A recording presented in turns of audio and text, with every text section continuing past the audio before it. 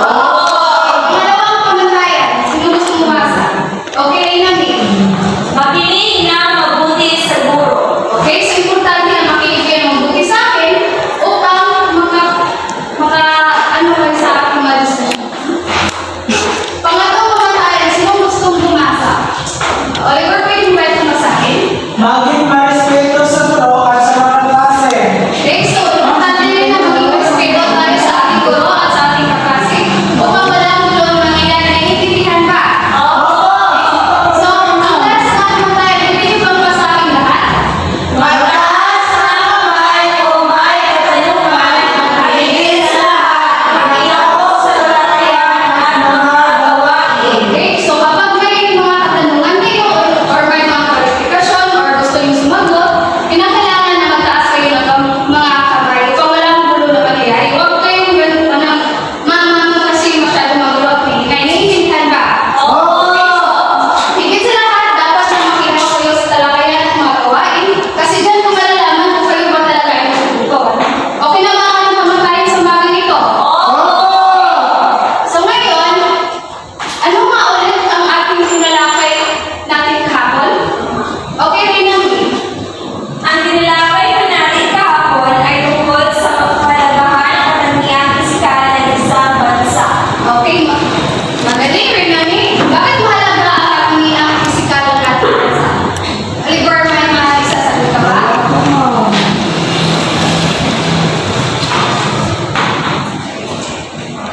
Bakit mahalaga ang katangiang pisikal sa ating bansa?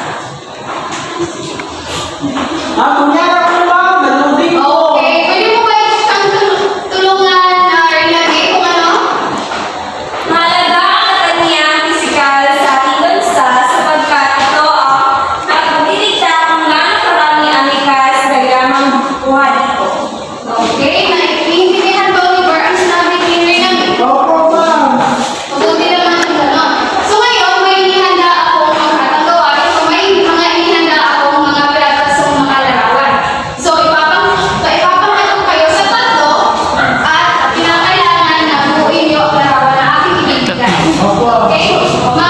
Bilang ng isa hanggang tatlo. Isa. Dalawa. Tatlo. Isa. Dalawa. Tatlo! Isa pa.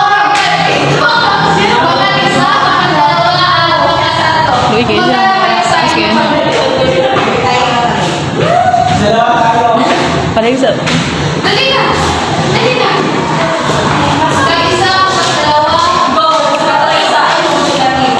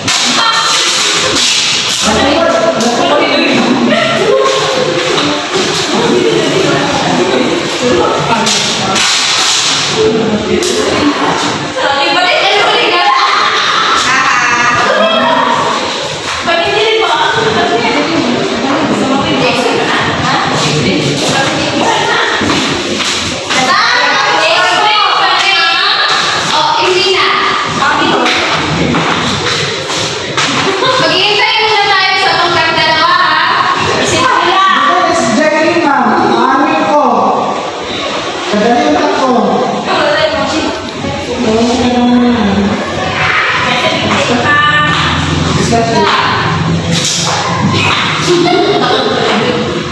Natuwa tayo, hindi ako mama. Tanong kami na.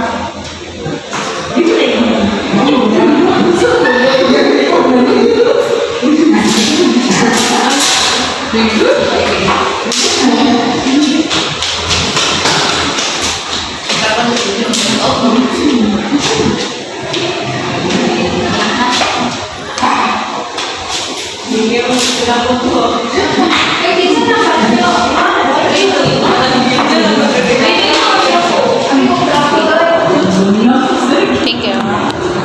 Yay! Una Hoy, tama ka to. Okay, so, ano ang napapansin niyo sa larawan ng mga binubuo niyong larawan? Tungkol Mga produkto, ma'am. Ma'am, ako, ma'am. Okay, enjoy. Mga produkto, ma'am. Produkto? Ano ba? Ano mapansin niyo ng tungkol sa mga buhay pa. anak buhay?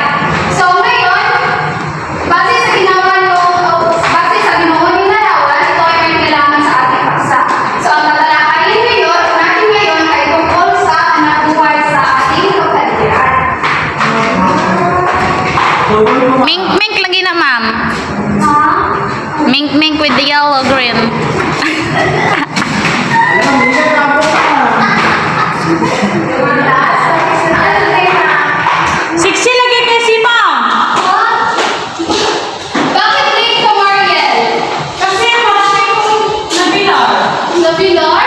Okay, so yung ito ang ating tatalakay ngayon ay tungkol sa uri ng anak buhay sa ating kapaligiran. So bago tayo magpatuloy sa ating tatalakayin, gusto ko muna na basahin niyo ang ating layunin. So, pwede niyo magbasahin ito lahat?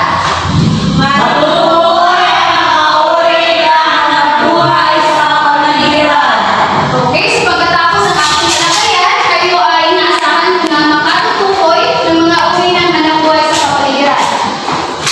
Pagkatapos ng ating aralin ngayon o sa ating talakayan ngayon, kayo ay inaasahan na makatutukoy ng mga uri ng anak buhay sa kapaligiran. Naiintindihan ba? Oo! Ano nga ba ang kapaligiran? Oliver, pwede mo ba itong basahin?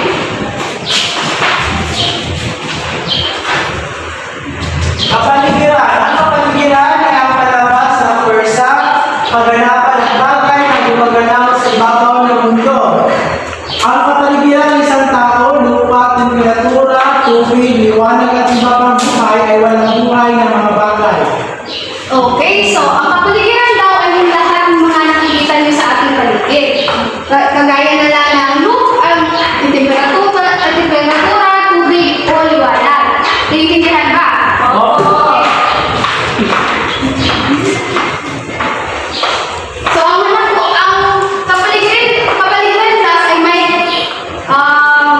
connection sa hanap buhay ng bawat tao. So, hibalik,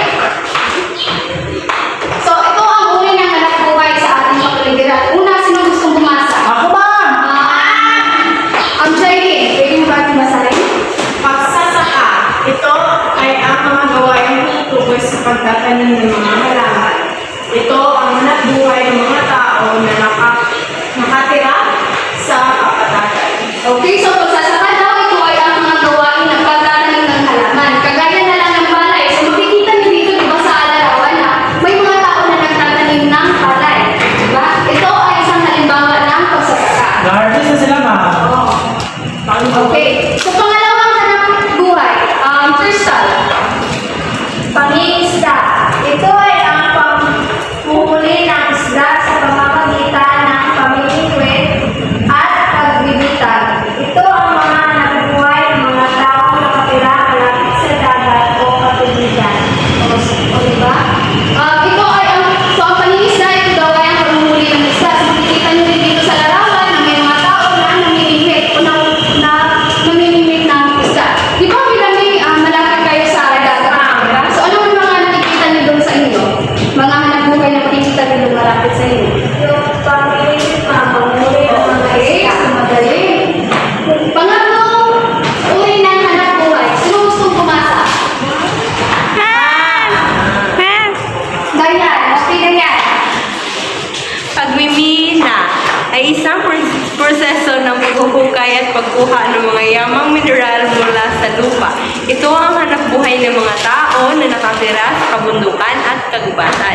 Okay, so yun daw yung mga nakatira malapit sa kabundukan at kagubatan, ang kanilang hanapbuhay daw ay pagmimina. So ang pagmimina ay yun ang pagkukuha ng mga yamang mineral sa ating lupa. Naiintindihan ba? Opo! Okay, so sino gusto pumasa sa pang-apat na uri ng hukay? Okay rin namin. Pagkakaingin. Ito ang pag-organisa at paglilinis ng lupa sa kagubatan sa paraan ng pagsunog at pagputol ng mga puno at halaman. Ito ang hanapbuhay din ng mga taong nakatira sa kagubatan at pagbulukan. Okay, so makikita niyo ba dito na may mga nasusunog? Apa. Okay, ito ang paraan.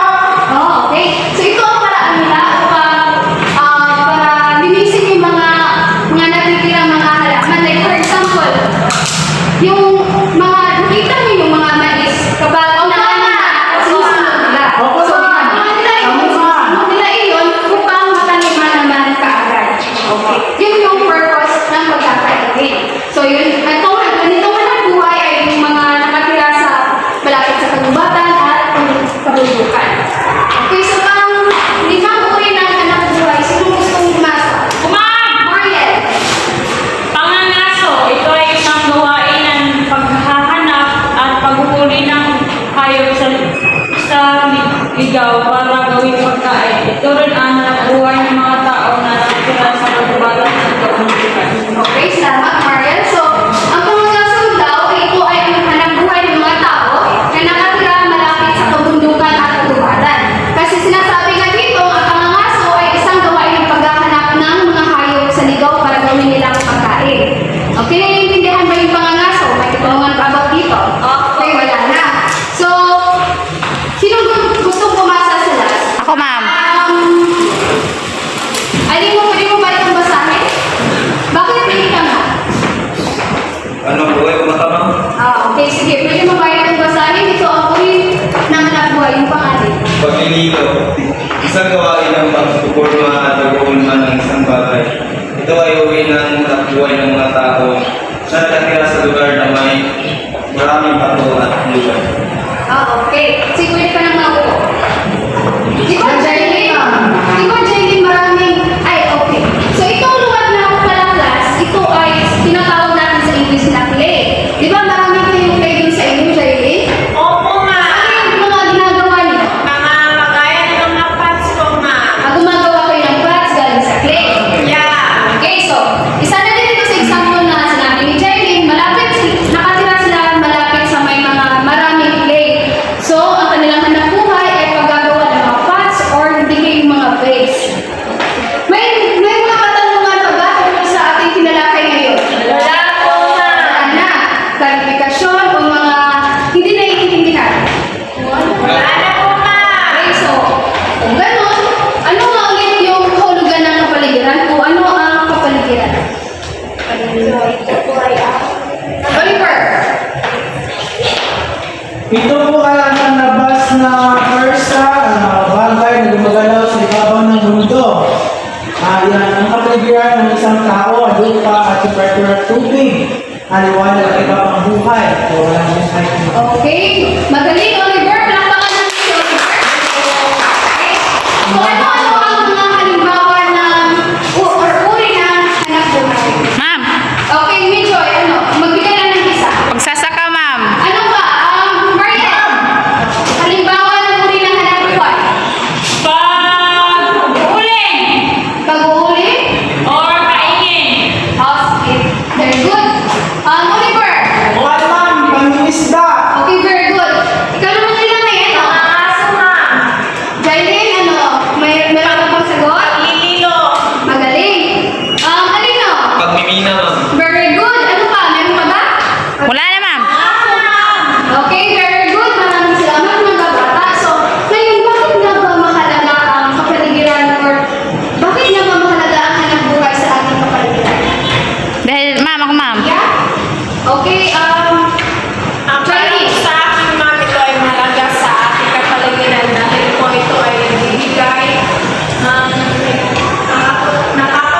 buhay sa ating panghanap buhay sa harapan. Okay, magaling. Chinese, sino ba may gusto mo bang gusto mag-share sa inyong mga idea? Wala na po na. Okay, so dapat nating tandaan na ang hanap buhay sa ating kapaligiran ay mahalaga sapagkat dito tayo kumikita ng pera para may gastos tayo sa pang-araw-araw nating pamumuhay. So kapaligiran din ay importante dahil ito ang magbibigay hanap buhay sa bawat mamamayan ng tao. Naiintindihan ba mga bata? Jailin, nandito nakikinig ba kayo? Naiintindihan ba lahat? Tanungan. Okay, so ngayon, maihihanda na naman akong pakatang gawain. Ayun, ay magbibilang na naman kayo ng 1 hanggang 4. Okay? Sige, magbilang kayo 1 hanggang 4. 1, 2, 3, 4. Dalawa. 3, 4. Okay, pumunta na kayo dun sa mga kamungko nyo.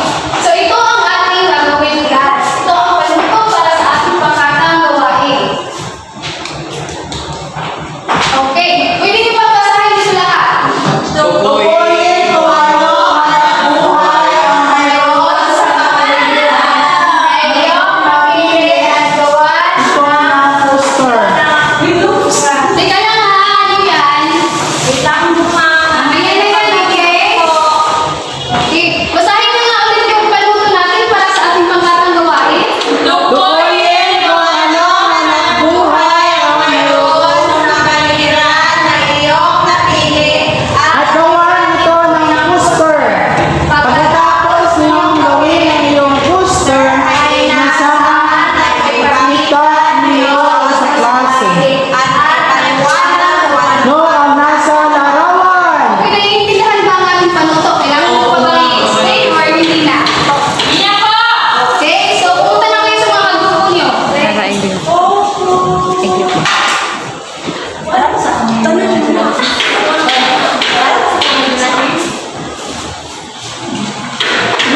Same na group, ma'am.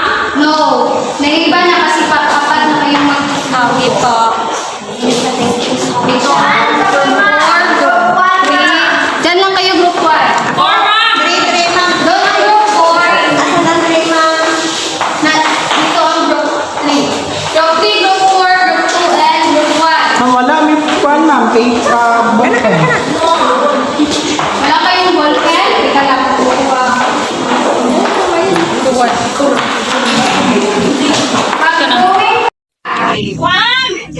One ma'am. Sino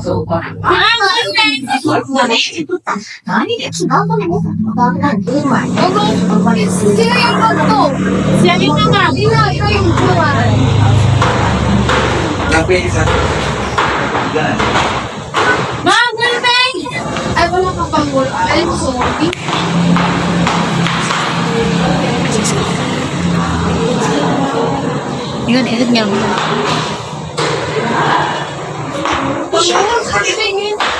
Ballpen!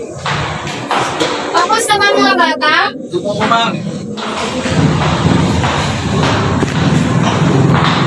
Maylin, umulong ka sa pagkakas.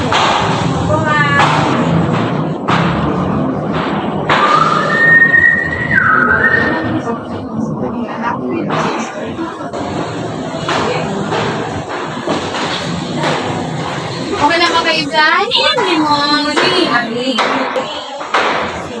Akit ka ma'am, akit ka ma'am. You're okay. Cover ka na lang. Pagkatapos nito, tingnan naman yung experience sa Sarah at i-explain kung ano ang ginawa ng poster. Opo.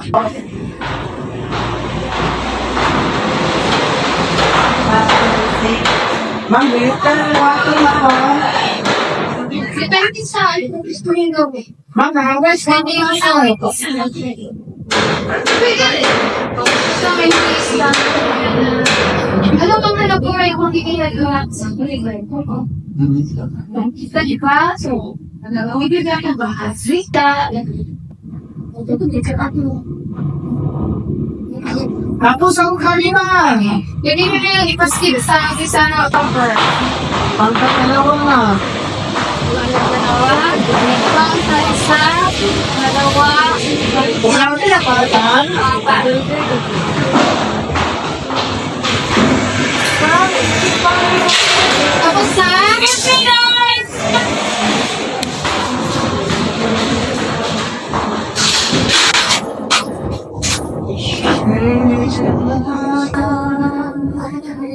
Let's go lang po. Dapat ka dyan, suwag ka lang. Ayan, sorry. Saan ka na ba yan? Alcohol? Tapos na? Sabi mo nga.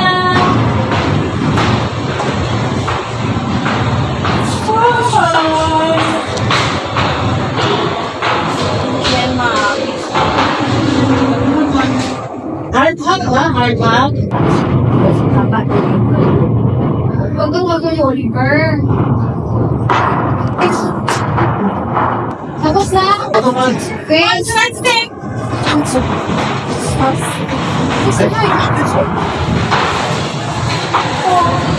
Kami man 4.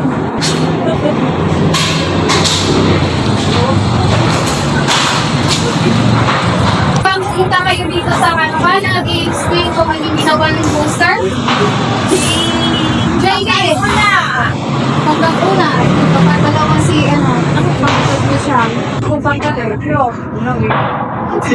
Pwede ko yung muna din mo.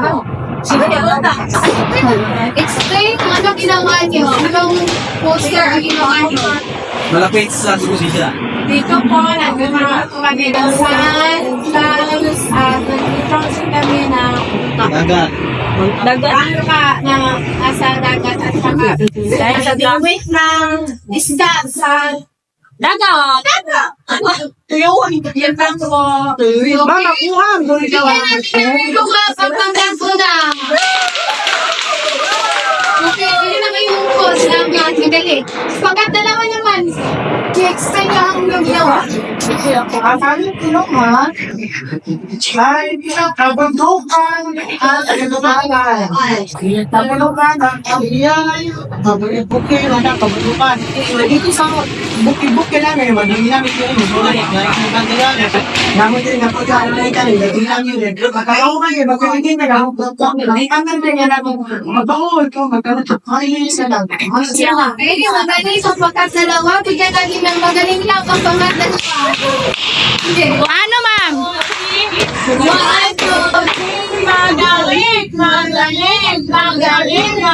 Okay, pangatlan ko naman. Pwede lang eh. Actually, ako, ma'am, isa rin ka mong bahong mayanin, ma'am. Mura kayo nabuginti. Katano mo galing nyo? Bakit na po? Makinig, di ba? Sabi ko, ito ay kapatagan. Makikita mo natin dito sa poster na may pata, tapos may Palayan. palay, may tanim, tapos may mga puno. Saka dito tayo makakuha ng mga kumay, lalo na sa mga magsasaka. Sa may palayan. Okay, magaling mo namin. Pwede tayo ng upo. Bigyan natin ng pasigaw bang paksiw. Ilamin. Ngayon, magkanapan natin. Paki-explain kung ano ginawa ni poster.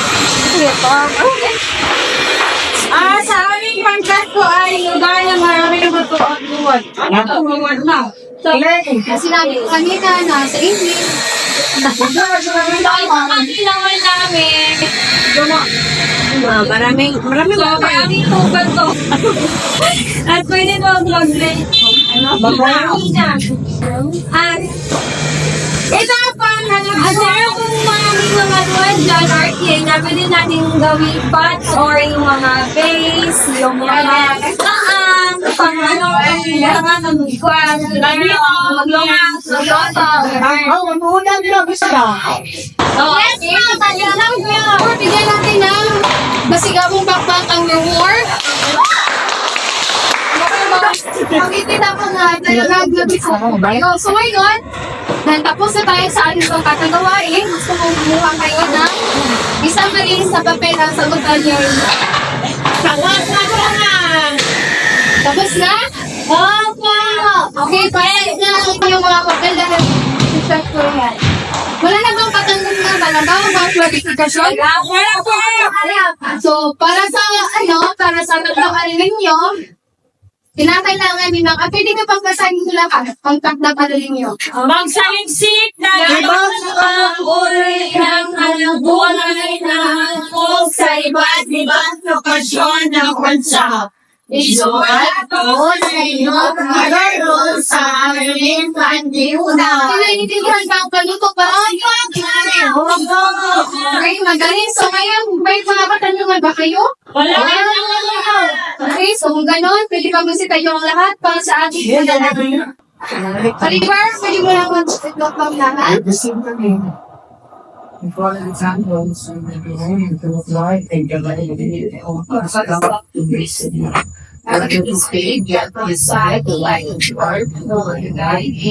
Maraming salamat mga bata at goodbye. We are Bye, ma'am. Thank you.